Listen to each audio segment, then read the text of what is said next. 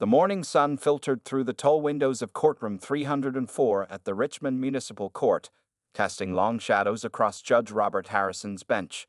At 62 years old, with salt and pepper hair and wire-rimmed glasses that sat perfectly straight on his nose, he commanded respect merely by his presence.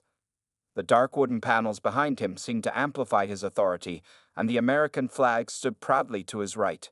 For 15 years, Judge Harrison had occupied this very seat, earning a reputation that preceded him throughout Virginia.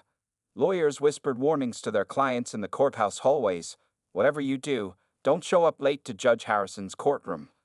The court officers often exchanged knowing glances when young attorneys, fresh from law school, learned this lesson the hard way.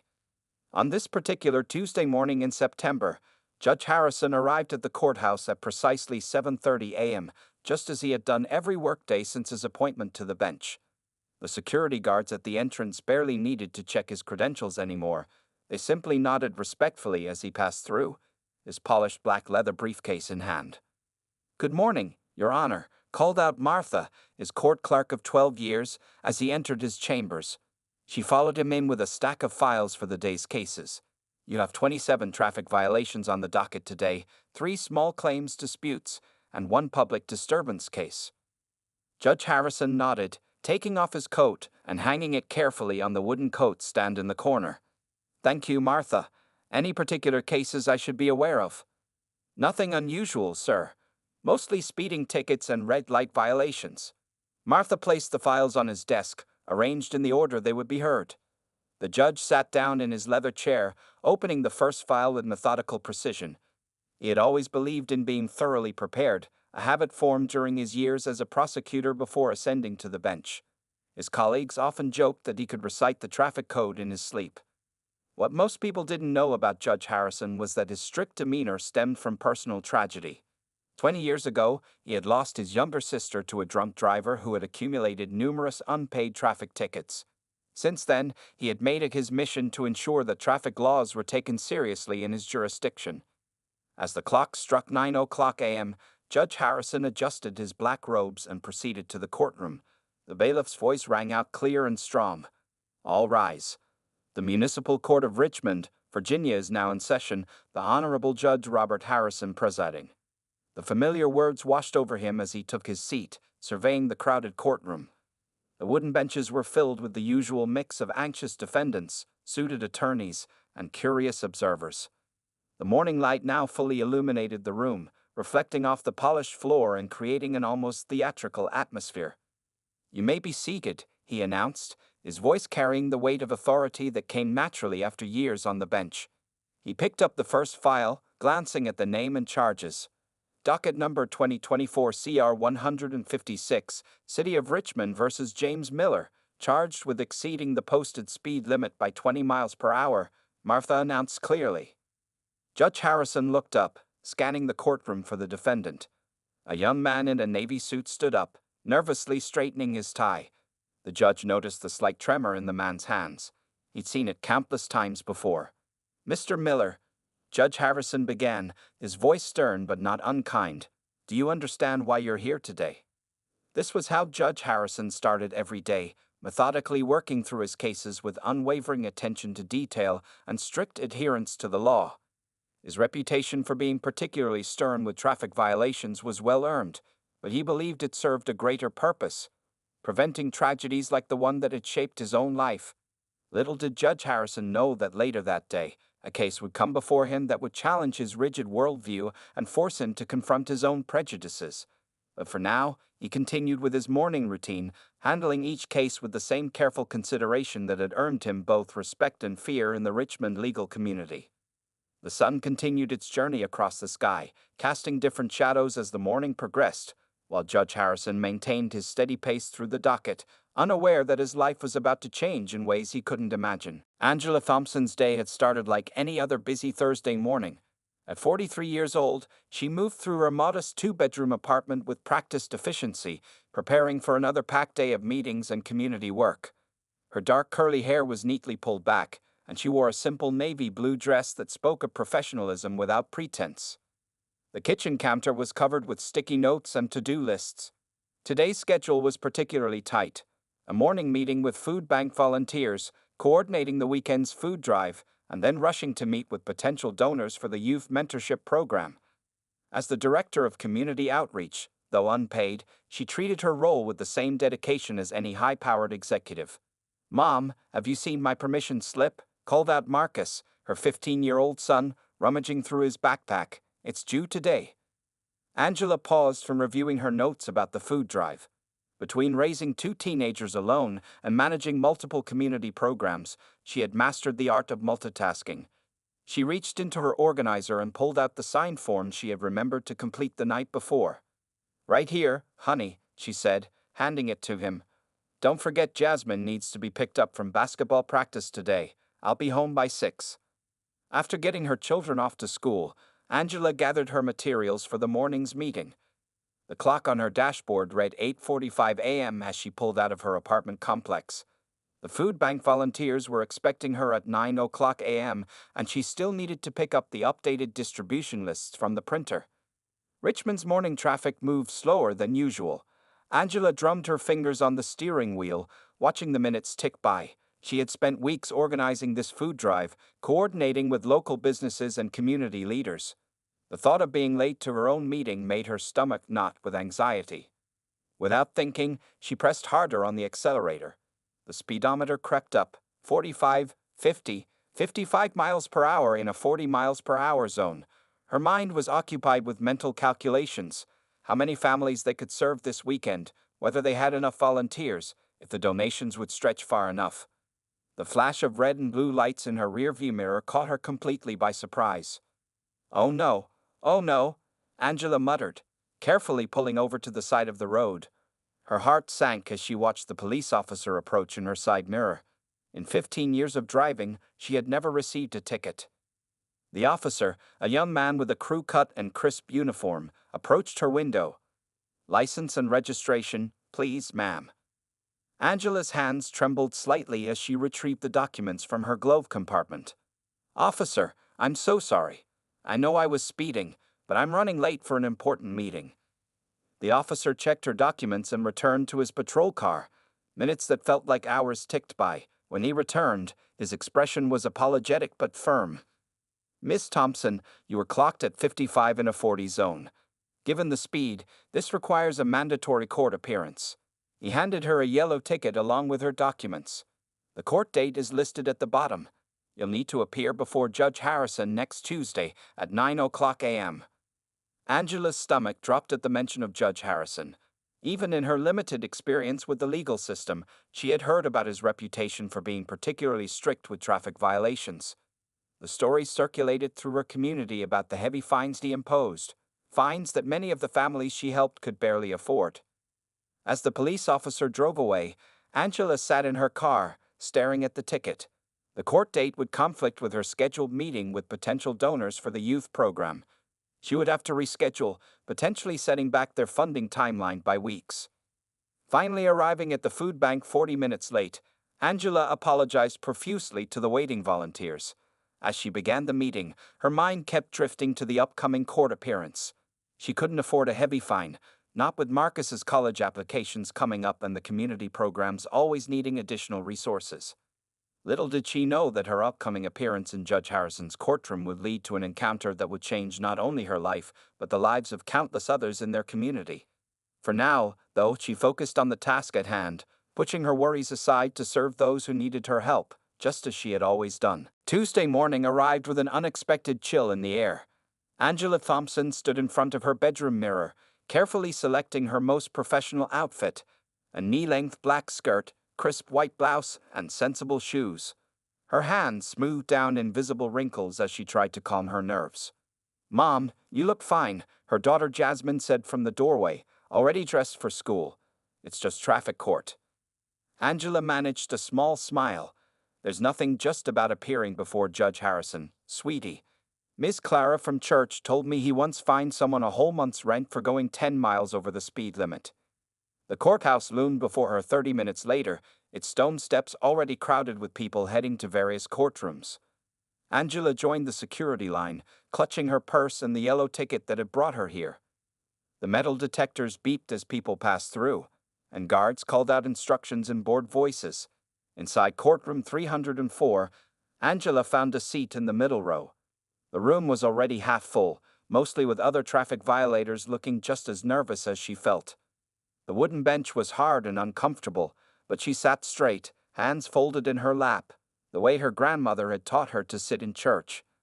At precisely 9:00 a.m., the bailiff's voice rang out. "All rise." Judge Harrison entered the courtroom, his black robes flowing behind him. From her seat, Angela could see his stern expression, the wire-rimmed glasses, and the slight frown that seemed permanently etched on his face. As he took his seat, something about him stirred a distant memory, but she couldn't quite place it. The morning proceeded slowly. Angela watched as person after person approached the bench, most leaving with hefty fines and dejected expressions. She used the time to observe Judge Harrison's patterns, how he removed his glasses when particularly annoyed, the way his frown deepened when someone offered excuses. Docket number 2024 TR 283, City of Richmond versus Angela Thompson, the court clerk finally called. Angela's legs felt slightly unsteady as she walked to the podium. The judge was looking down at her file, not yet making eye contact. "Miss Thompson," Judge Harrison began, his voice carrying the weight of authority, "you are charged with exceeding the posted speed limit by 15 miles per hour. How do you plead?" "Guilty, Your Honor," Angela replied clearly, though her heart was racing. "But I would like to explain the circumstances, if I may." Judge Harrison looked up then, and for a brief moment, his expression changed. Something flickered across his face, recognition, perhaps, or uncertainty. He quickly composed himself, but Angela had noticed the slight shift in his demeanor. "Proceed, Miss Thompson," he said, his tone marginally softer than it had been with previous defendants. "Your Honor, I was on my way to coordinate a food drive that morning. We were serving over 200 families that weekend, and I was running late for a meeting with the volunteers." Angela spoke clearly and maintained eye contact. "I know that doesn't excuse my actions, but I want you to understand that I wasn't being reckless. I was trying to help people in need." Judge Harrison studied her face intently. The courtroom seemed unusually quiet, the morning sunlight casting shadows across his bench.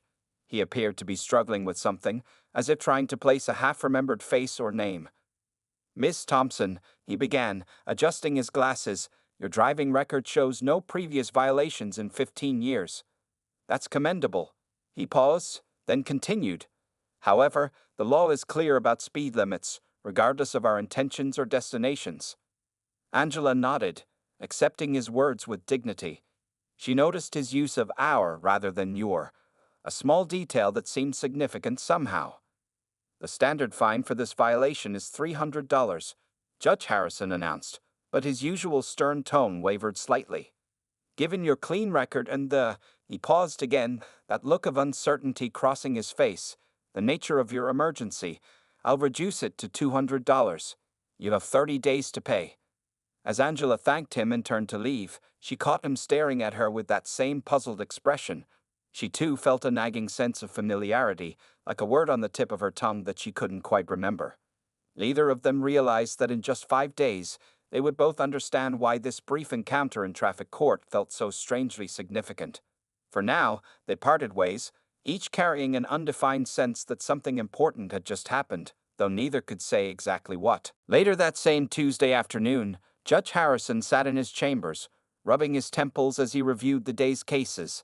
The encounter with Miss Thompson kept playing in his mind, like a song he couldn't quite remember the words to. Martha, his clerk, noticed his distraction as she brought in his afternoon coffee. "Everything all right, Your Honor?" she asked, placing the steaming cup on his desk.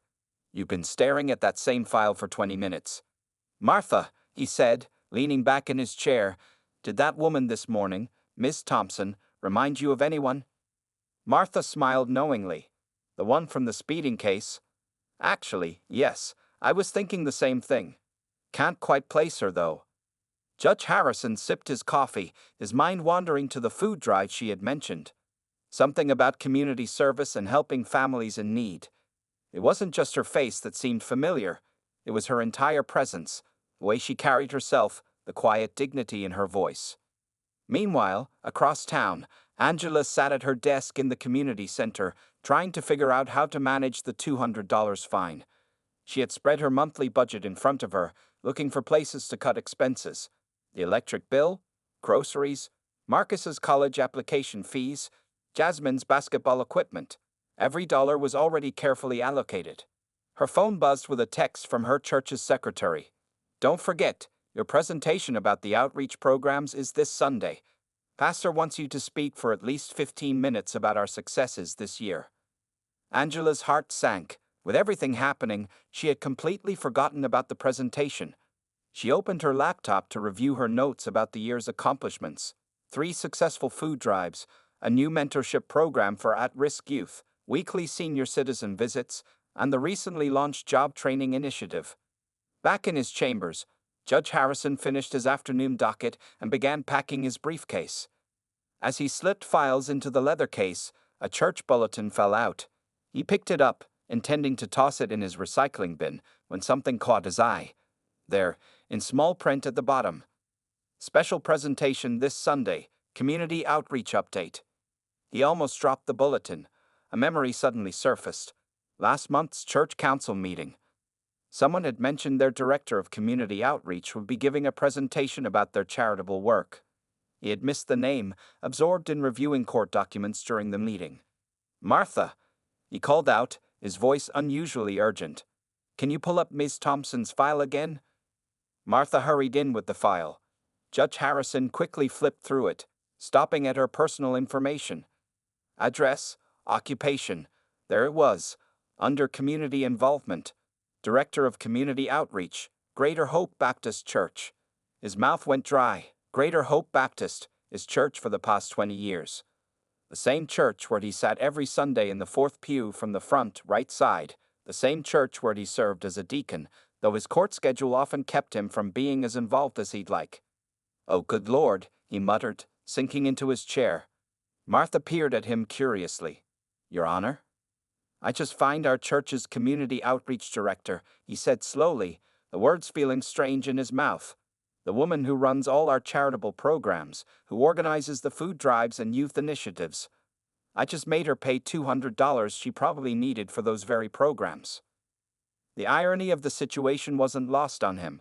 He, who prided himself on being a pillar of the community, had just penalized someone who actually did the hands-on work of helping others. The memory of her dignified explanation in court now took on a different meaning. Judge Harrison picked up his phone several times that afternoon, considering calling the church office to verify his realization. Each time, he put it down again. No, he would wait until Sunday. He needed to see for himself. As the day drew to a close, both Angela and Judge Harrison left their respective offices, each preoccupied with thoughts of the coming Sunday. Angela rehearsed her presentation in her mind as she drove home, while Judge Harrison contemplated the growing discomfort in his conscience.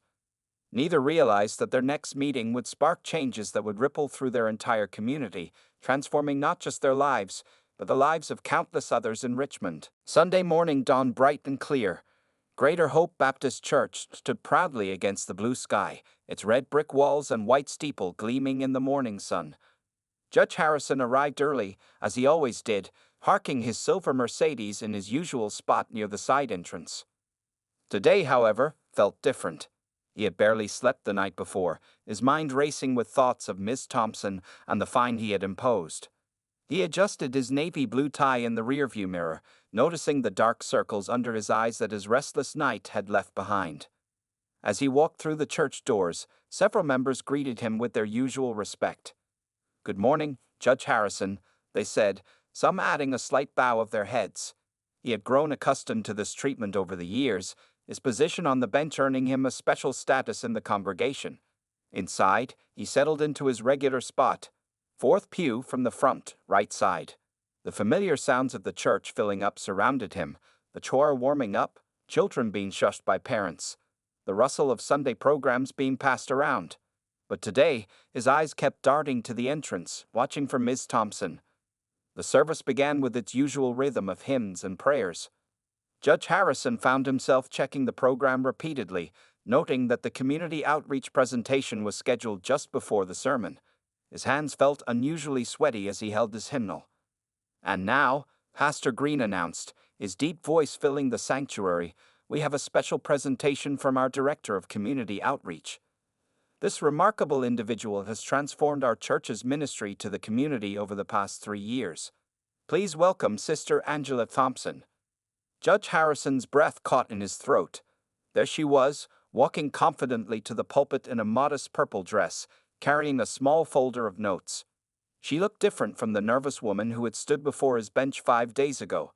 Here, she was in her element. "Good morning, church family," Angela began, her voice warm and assured. "Today, I want to share with you the amazing work God has been doing through our outreach programs." As she spoke, a slideshow began playing behind her. Images flashed across the screen. Elderly residents receiving meal deliveries, children in the tutoring program, teenagers in the mentorship initiative. With each picture, she shared stories of lives touched and communities strengthened. "Last month alone, we served over 500 families through our food bank," she continued. "Our youth mentorship program has helped 15 students improve their grades enough to qualify for college scholarships. And our senior citizen visiting program has eliminated loneliness for dozens of our elderly neighbors." Judge Harrison sank lower in his pew. Each achievement she listed felt like a personal rebuke. The $200 he had fined her, how many meals could that have provided? How many school supplies could it have bought? Of course, none of this would be possible without our dedicated volunteers and generous donors, Angela said, her eyes scanning the congregation. For a brief moment, her gaze met Judge Harrison's, and he saw the flash of recognition cross her face. She paused for just a second before continuing smoothly with her presentation. The judge watched as members of the congregation nodded and murmured in approval. Several people wiped tears from their eyes as she shared particularly moving stories. This was clearly someone deeply loved and respected by the church community, someone he had treated as just another traffic violator. And finally, Angela concluded, "I want to share our vision for the coming year. We plan to expand our youth program to include job training, increase our food distribution to twice monthly, and start a new initiative helping single parents with childcare during job interviews." The congregation burst into applause. Pastor Green returned to the pulpit, putting his arm around Angela's shoulders. "Isn't God good?" he boomed. "Sister Thompson here works 2 jobs to support her family, yet still finds time to lead all these programs as a volunteer. She truly embodies the spirit of Christian service." Judge Harrison felt his face grow hot. 2 jobs, volunteer work, single parent. The weight of his actions pressed down on him like a physical burden. He barely heard the sermon that followed, his mind racing with thoughts of how to make this right. As the service drew to a close, he knew he couldn't simply walk away. He would have to face Ms. Thompson, not as Judge Harrison from the bench, but as Brother Harrison from the 4th pew, right side. The thought filled him with both dread and determination. The final hymn ended, and the congregation began their usual post-service mingling. Judge Harrison remained in his pew, watching as people flocked around Angela, congratulating her on the presentation. His palms were sweaty as he gripped his Bible, waiting for the crowd to thin. "Sister Thompson, those numbers are amazing," exclaimed Mrs. Baker, the church treasurer. "And to think you manage all this while raising 2 teenagers alone." "The Lord provides," Angela responded humbly, accepting hugs and handshakes from church members. She kept glancing in Judge Harrison's direction, clearly aware of his presence but uncertain how to acknowledge their previous encounter. Finally, after what seemed like an eternity to the judge, the crowd around Angela began to disperse. He stood slowly, straightening his tie, and made his way toward her. Each step felt heavier than the last. "Miss Thompson," he said softly, his judicial authority somehow diminished in this sacred space, "I believe we need to talk." Angela turned to face him, her expression carefully neutral. "Judge Harrison," she replied, matching his quiet tone, "I didn't realize you attended Greater Hope." 20 years, he said, then added with a touch of shame, though clearly not paying enough attention to the good work happening here. Pastor Green, who had been watching this interaction with interest, approached them. "Brother Harrison, I see you've met Sister Thompson. She's been our miracle worker these past 3 years. Did you know she started our food bank with just $50 and a prayer?" Judge Harrison's discomfort visibly increased. "Actually, Pastor, Miss Thompson and I met under less favorable circumstances last week, in my courtroom. The pastor's eyebrows rose in surprise, but before he could respond, a teenage boy rushed up to Angela. "Mom, Jasmine's waiting in the car. We're going to be late for her basketball tournament." "Marcus, please give me a moment," Angela said to her son, then turned back to the two men. "Pastor, would you mind if Judge Harrison and I spoke privately for a few minutes?" "Marcus, tell your sister I'll be there shortly." Pastor Green nodded understandingly and walked away, while Marcus hurried outside. Angela gestured toward the empty church office, and Judge Harrison followed her inside. The small office was cluttered with food drive flyers, donation boxes, and scheduling calendars. A stack of unpaid bills sat in one corner, the reality of running community programs on a shoestring budget. "Judge Harrison," Angela began, but he held up his hand. "Please," he interrupted, his voice thick with emotion. "I need to speak first." He took a deep breath, looking around the office at the evidence of her dedication. "I've sat on that bench for 15 years, Ms. Thompson, believing I was serving justice. But watching your presentation today, learning about your work, I realized I've been blind to the real meaning of service." Angela sat quietly, watching as this powerful man struggled with his words. "The fine I imposed," he continued, reaching for his checkbook, "I want to return it. No, more than that, I want to match it. For the programs." But Angela gently pushed his checkbook away. "With all due respect, Your Honor, I broke the law. I was speeding, regardless of my reasons. The fine was fair." Judge Harrison stared at her, amazed by her integrity. Here was someone who could barely afford the fine, yet refused to accept its return out of principle. "Then let me help in another way," he said earnestly. "Your presentation mentioned wanting to start a childcare program for job seekers. My late sister left me a small property that's been sitting empty. Perhaps it could be put to better use." For the first time, Angela's composed expression cracked slightly, her eyes widening at the possibility. That would be incredible. The childcare program could help so many single parents. A knock at the door interrupted them. Marcus again. "Mom, we really need to go." Angela stood, gathering her things. "Judge Harrison, we should continue this conversation. Perhaps during my lunch break tomorrow. I work at the diner on 5th Street. "I'll be there," he promised, watching as she hurried out to her waiting children. Standing alone in the small office, surrounded by the evidence of one woman's dedication to her community, Judge Harrison felt something he hadn't experienced in years, the stirring of real change, both in his heart and in his approach to justice. The following afternoon, Judge Harrison sat at the counter of Ruby's Diner on 5th Street, feeling oddly out of place in his suit and tie among the lunch crowd of factory workers and office staff. He had left the courthouse during his lunch break, telling Martha that he had an important meeting.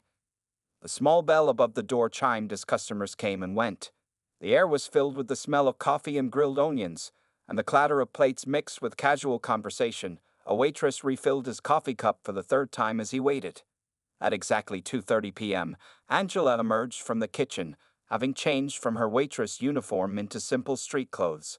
Her hair was pulled back in a neat bun, and despite having been on her feet since dawn, she carried herself with the same dignity she showed in church. "Judge Harrison," she said, sliding onto the stool next to him. "Thank you for coming." "Please," he said, "call me Robert. After yesterday, I think we're well past courtroom formalities." Angela nodded, ordering a glass of water from her coworker.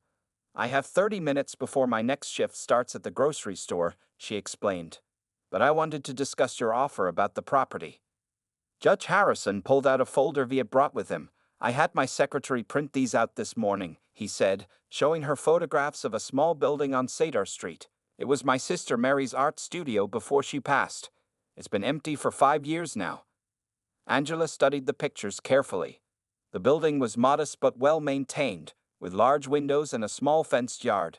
"This would be perfect for the childcare program," she said softly. "The yard could be a play area, and those windows would let in so much natural light." "It's yours?" Judge Harrison said firmly. "Or rather, the church's. I'll donate it to Greater Hope specifically for the childcare program." Angela's eyes filled with tears, but she quickly blinked them away. "This is going to change so many lives," she said. Do you know how many single parents give up on job interviews because they can't afford childcare? How many stay in bad situations because they have no support system? The judge thought about all the people who had stood before his bench over the years, making excuses about missing court dates because of childcare issues. How many times had he dismissed their explanations as just another excuse?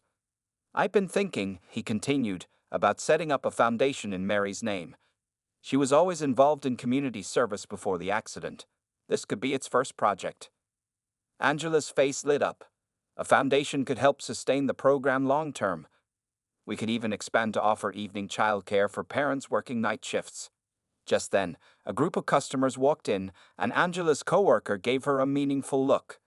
I have to get back to work, she said, standing up. But Judge Robert, thank you, not just for the building, but for being willing to see things differently. As she turned to leave, Judge Harrison spoke up. Ms. Thompson, Angela, I've been on the bench so long, I forgot what justice really looks like. Sometimes it looks like grace. She smiled. Sometimes it looks like both. Will you be at Wednesday night Bible study? We can discuss the foundation plans then. He nodded, watching as she disappeared into the kitchen. Through the serving window, you could see her tying on her apron, ready to start another shift. The woman who managed 6 community programs still had to wait tables and stock grocery shelves to support her family. Judge Harrison paid his bill and left a generous tip. As he walked back to his car, he passed several stores with help wanted signs in their windows.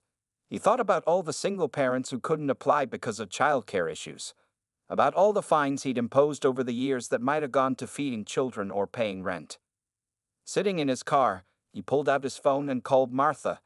Cancel my afternoon appointments, he said, and contact the city attorney's office. I want to discuss setting up a community service alternative to financial penalties for minor offenses. As he drove back to the courthouse, Judge Harrison felt lighter than he had in years. Mary would have loved this, he thought. His sister had always told him he was too rigid, too focused on rules instead of people. It had taken Angela Thompson to help him understand what Mary had tried to tell him all those years ago. The renovated building on Cedar Street buzzed with activity. Children's laughter spilled out from the colorful playroom, while in the computer lab, parents worked on job applications and resumes. A sign above the entrance read, Mary's Hope Community Center, a partnership of Greater Hope Baptist Church and the Harrison Foundation. Judge Robert Harrison stood in the doorway of his old sister's studio, now transformed into a place of hope and new beginnings. The walls that once held Mary's artwork now displayed children's drawings and success stories of parents who had found employment through the center's programs. Judge Harrison called out Mrs. Chen, hurrying over with her young son. I got the job at the hospital. Thanks to the evening childcare here, I can start my nursing assistant position next week. He smiled warmly, remembering when Mrs. Chen had appeared in his courtroom 6 months ago for a minor traffic violation. Instead of paying a fine, she had done community service hours at the center and discovered its resources. Angela Thompson appeared beside him, now employed full-time as the center's executive director. The Harrison Foundation's funding had allowed her to leave her 2 other jobs and focus entirely on community work. She carried a tablet showing the center's latest statistics. We've helped 53 parents find full-time employment in the past year, she reported proudly. The evening childcare program serves 30 families, and we're about to launch our weekend program. Back in courtroom 304, things had changed too. Where once stood a stern judge focused solely on the letter of the law, now sat a man who understood the balance between justice and compassion. A new sign hung beside his bench, community service options available. Ask your public defender. Martha, his clerk, had noted the change in the judge's demeanor. His frown had softened, and he took more time with each case, listening for the story behind the violation. The courthouse regulars had started calling him the solutions judge. Remember when you fined me that day? Angela asked, as they walked through the center's bustling halls. God had a bigger plan. Judge Harrison chuckled. He certainly did, though I still feel embarrassed about not recognizing our church's community outreach director. Well, you more than made up for it, Angela replied, gesturing to the facility around them. This center has become a model for other churches and courts. 3 other judges have contacted me about setting up similar programs. They reached the conference room where the center's staff was setting up for a special celebration. Today marked 1 year since the center's opening, and the room was filled with success stories. Parents who had found jobs, children who had improved in school, families who had moved from survival to stability. Pastor Green stood at the podium, preparing to address the gathered crowd. "Brothers and sisters," he began, "1 year ago, a traffic ticket brought together two of our church members in an unexpected way. Today, we celebrate how God can use even our challenges to create blessings." Judge Harrison listened as various people shared their stories. Mrs. Chen spoke about her new nursing career. Mr. Jackson talked about how the center's programs helped him gain custody of his children. A teenage girl described how the after-school program had helped her get into college. When it was his turn to speak, Judge Harrison kept it simple. "My sister Mary always said that true justice should lift people up, not push them down. It took me 15 years on the bench and one very special traffic violation to understand what she meant."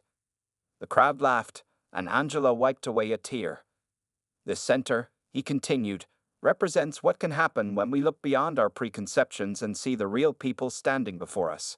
Every person who comes through these doors has a story, just like every person who stands before my bench has a story." After the celebration, as the sun set over Richmond, Judge Harrison and Angela stood in the center's playground, watching a group of children on the swings while their parents attended a job skills workshop inside.